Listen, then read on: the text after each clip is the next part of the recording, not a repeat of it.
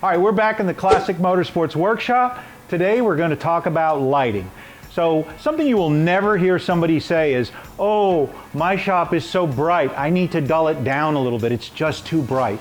Those are words you will never hear. Everybody is always trying to get their shop a little brighter, and we want to give you a few tricks today to show you how to do that. And today, LED lights are the thing to have. When we built this shop, we put up 8-foot fluorescent lights all the way down so that every corner of the shop was lit, and we don't even change a bulb anymore. We go to Lowe's and get an 8-foot LED light. They take 15-20 minutes to install one, and man, do they make a difference, as you can see. So in my nearly 50 years of working on cars, I've tried everything from a candle when I just started. No, we didn't use candles, but we had the old style regular light bulbs, and sometimes it was a heavy-duty light bulb that had a metal cage around it.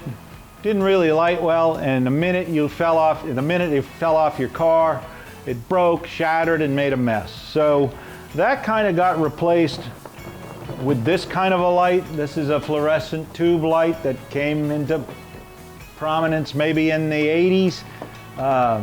Been through that. Standard flashlights. You know, a little flashlight's not a bad idea, but we've got better things for that too. This is a small battery operated light. I went through a phase where I was using these a lot, but let me tell you what I'm using today. I've got this LED light called an illuminator, and it's actually a pad. You can drive over it. As you can see, you cannot weld on it though, because I did manage to damage it. But this can be hung under a hood. This can lay under the car. This is a great wide light for doing work under a car or under the hood of a car. I picked up a couple of these. These are LED. They're battery operated. They're rechargeable like a cell phone. And 2 speeds. These work really good. They are kind of cumbersome. They're good in certain areas like under the hood or under a car, like if you're working on a broad area. My favorite light right now, and I'm not getting paid to say this, but this cat light, these are about 20 bucks at Lowe's. They charge up like a cell phone. They have 2 speeds. I've been using these all over the shop. They got a magnetic base. You can set it there. You can have a couple different ones to have the light go different ways, but that's the light I've been using the most lately.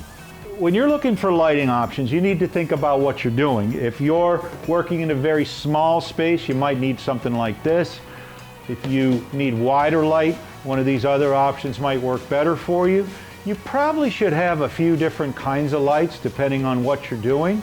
There's some lights that you can just set up, and they'll, like if you're painting, a light that just sets at a corner and just lights a whole side of a car would probably work best.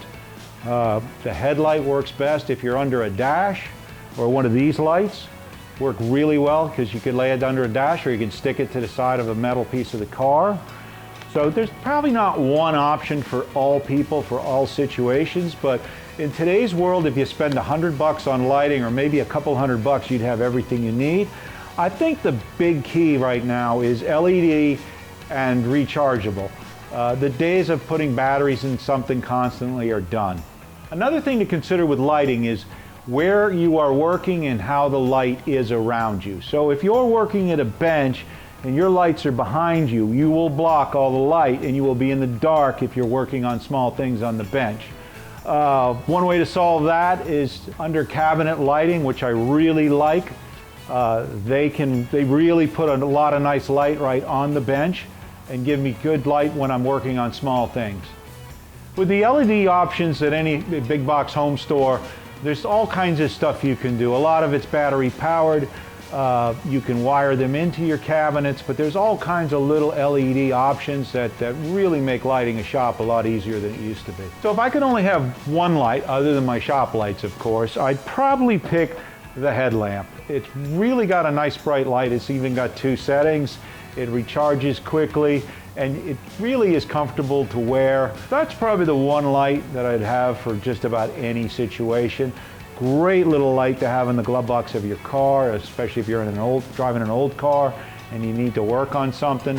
Night or day, it would really help you. These are some things I've learned about lighting. Obviously, whatever works for you is the best choice.